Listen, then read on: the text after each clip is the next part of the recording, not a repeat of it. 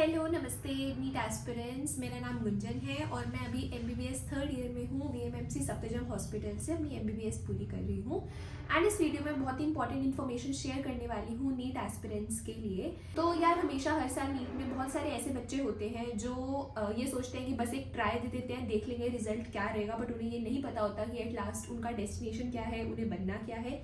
या वो बच्चे भी होते हैं जो ऑलरेडी बहुत सारे अटेम्प्ट्स कर चुके होते हैं और इस टाइम वो सोच रहे हैं कि ये बस उनका लास्ट अटेम्प्ट है, अगर हो गया तो ठीक है, नहीं तो हम कुछ और कर लेंगे।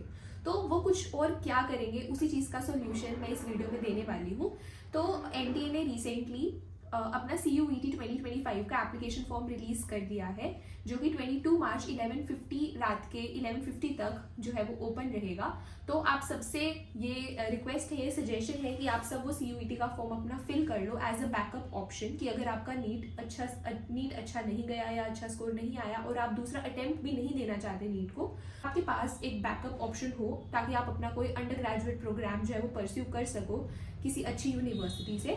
सो CUET का फुल फॉर्म है कॉमन यूनिवर्सिटी एंट्रेंस टेस्ट, यानी कि अगर आपको अपना कोई अंडर ग्रेजुएट प्रोग्राम करना है कोई भी सेंट्रल यूनिवर्सिटी से, स्टेट यूनिवर्सिटी से या कोई भी डीम्ड या प्राइवेट यूनिवर्सिटी से, तो वो सारी यूनिवर्सिटीज़ आपके CUET के टेस्ट के स्कोर के बेसिस पे ही आपको अपने अंडर ग्रेजुएट प्रोग्राम में एडमिशन देंगे।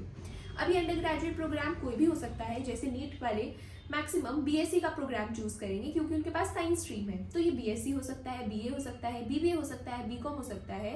और टोटल ये बहुत सारे अंडर ग्रेजुएट प्रोग्राम्स हैं, जैसे कि दिल्ली यूनिवर्सिटी में अगर बहुत लोगों को एडमिशन लेना होता है तो वो CUET के थ्रू ही उसमें एडमिशन ले पाते हैं, अगर उनका स्कोर जो है वो कट ऑफ से ऊपर रहता है तो। एंड जो NTA ने CUET के पेपर की डेट रिलीज की है वो है 8 मई से लेके 1 जून तक। और ऐसा इतने सारी डेट्स हुए हैं क्योंकि वो एक दिन में एक ही पेपर कंडक्ट कराते हैं आपका, और टोटल जो आप एग्जाम दोगे उसमें डिपेंड करता है कि आप कौन से अपने यूजी प्रोग्राम में कर रहे हो, अपना करना चाहते हो, उसके बेसिस पे डिपेंड करता है कि आपको कितने सब्जेक्ट्स में पेपर देना पड़ेगा। उसके बाद अगर मैं फीस की बात करूँ तो देयर आर 3 सब्जेक्ट्स जो आपको देने ही पड़ेंगे, जो कि मेन सब्जेक्ट या डोमेन सब्जेक्ट्स होते हैं। एंड आप 1 या 2 एडिशनल सब्जेक्ट्स भी ले सकते हो, जिसकी आपको एडिशनली एक सब्जेक्ट के हिसाब से फीस जो है वो देनी पड़ेगी। सो जनरल कैटेगरी के जो स्टूडेंट्स हैं उनको जो मेन सब्जेक्ट्स हैं उनके लिए देनी पड़ेगी 1000 रुपीज़, OBC के लिए फीस है 900 और SC ST PWD के लिए है 800 रुपीज़, और कोई NRI कैंडिडेट है तो उसके लिए फीस हो जाती है 4500 रुपीज़। और जो आप एडिशनली सब्जेक्ट्स आप चूज करोगे उस सब्जेक्ट की for each subject you have to pay 400 rupees extra. And examination schedule कैसे है, ऑनलाइन होगा या ऑफलाइन होगा, तो जैसे आप नीट के लिए अलग अलग अपने सेंटर्स पे जाते हो बट वो पेन एंड पेपर मोड में होता है, बट CUET का जो एग्जाम है ये एक ऑनलाइन मोड में होगा, कंप्यूटर बेस्ड एग्जाम होगा and it will be conducted in 13 different languages, English, Hindi.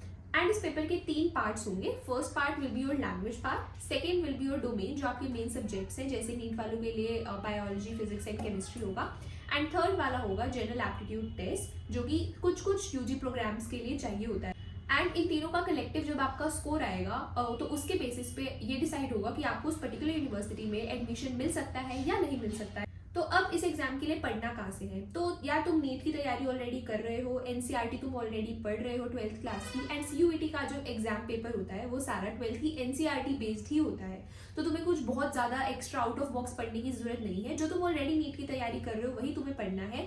In fact CUET based question papers या जो बुकलेट्स होती हैं, मॉक टेस्ट होते हैं, प्रीवियस ईयर होते हैं, वो सारी मार्केट में अवेलेबल हैं। अगर तुम्हें लगता है नीट के बाद कि तुम्हारा नहीं हो पा रहा है तो तुम वो भी देख सकते हो, ट्राई कर सकते हो। वैसे इतना ज़्यादा फर्क नहीं होता। जो तुम NCERT अभी पढ़ रहे हो, क्वेश्चंस अभी तुम सॉल्व कर रहे हो किसी भी कोचिंग के या टेस्ट सीरीज के, ऑलमोस्ट सिमिलर क्वेश्चंस ही तुम्हें उसमें मिलते हैं, बस तुम्हें लैंग्वेज और जनरल एप्टीट्यूड के लिए थोड़ी सी तैयारी करनी पड़ती है ताकि ओवरऑल स्कोर तुम्हारा इंप्रूव हो जाए और तुम्हारा रैंक इंप्रूव हो जाए। और अब एडिशनली तुम्हें कौन से सब्जेक्ट की तैयारी करनी है ये कैसे पता चलेगा। सपोज तुमने गूगल पे CUET टाइप किया, उधर एक यूनिवर्सिटी का कॉलम आएगा, तो तुम वहां जाके जब क्लिक करोगे तो वो सारी यूनिवर्सिटीज आ जाएंगी जो CUET के थ्रू अंडर ग्रेजुएट्स को एनरोल करती है। तुम किसी भी यूनिवर्सिटी पे जब क्लिक करोगे तो उसमें जब तुम फिर UG कोर्स सिलेक्ट करोगे उसमें तुम्हें लिखा हुआ आ जाएगा कि तुम्हें CUET का पेपर इन सब्जेक्ट्स में देना पड़ेगा। और इससे पहले तुम्हें एक स्टेप और करना पड़ेगा कि जो भी तुम्हारी प्रायोरिटी कॉलेजेस है या यूनिवर्सिटीज़ है, BHU, DU, जो भी तुम्हारी कॉलेजेस जो भी तुम्हारी यूनिवर्सिटीज़ हैं, उन्हें तुम एक पेपर पे नोट कर लो और फिर तुम अपना जो अंडर ग्रेजुएट कोर्स तुम लेना चाहते हो उसे तुम नोट कर लो। उन यूनिवर्सिटीज़ पे, उन कोर्सेज पे जाके सिलेक्ट करो और देखो कि कौन से एडिशनल सब्जेक्ट्स तुम्हें और तैयार करने की ज़रूरत है। एंड फिर तुम चैप्टर वाइज उनकी बुकलेट्स या मॉक टेस्ट या प्रीवियस ईयर क्वेश्चंस तुम सॉल्व करके सीयूईटी की आराम से तैयारी कर सकते हो। उसके बाद ये जो पेपर होता है, जैसे कि एक सब्जेक्ट का एक ही दिन में होगा, एंड ये टोटल 60 मिनट्स का पेपर होता है जिसमें आपको हर सब्जेक्ट के 50 क्वेश्चन सॉल्व करने पड़ते हैं। यानी कि आपको 50 क्वेश्चन सॉल्व करने हैं 60 मिनट्स के अंदर। तो your speed must be very high. And total CUET में 37 सब्जेक्ट्स दिए हुए हैं इन 13 डिफरेंट लैंग्वेजेस। तो depending on your UG course ये अलग अलग सब्जेक्ट्स जो है वो हर एक बच्चा तैयार कर सकता है। एंड पेपर में नेगेटिव मार्किंग भी है। अगर आपका कोई क्वेश्चन करेक्ट होता है तो आपको +5 मिलेगा, और अगर आप कोई क्वेश्चन रॉन्ग करते हो तो आपके टोटल स्कोर में से -1 हो जाएगा। इसके लिए क्या क्या डॉक्यूमेंट्स रिक्वायर्ड है? सबसे पहले आपको चाहिए होगी अपनी पासपोर्ट साइज की फोटो, जो आप एप्लीकेशन फॉर्म भरते हुए अपलोड करोगे। उसके बाद आपको चाहिए होगा अपनी सिग्नेचर की फोटो, जो कि बाद में वेरिफिकेशन होगी जिसकी। और अगर आप कैटेगरी से हो किसी SC, ST या PWD, तो आपको उस कैटेगरी का सर्टिफिकेट चाहिए होगा। और अगर कोई भी डिटेल्स आपको चाहिए तो आप प्लीज़ कमेंट में मेंशन करिए, मैं उसके ऊपर एक और वीडियो बना दूंगी। एंड फिलहाल आप कोशिश करिए कि आपका नीट ही अच्छे से हो जाए, जो आपने अगर डॉक्टर का सपना देखा है वो पूरा हो जाए। And I wish the same and all the very best.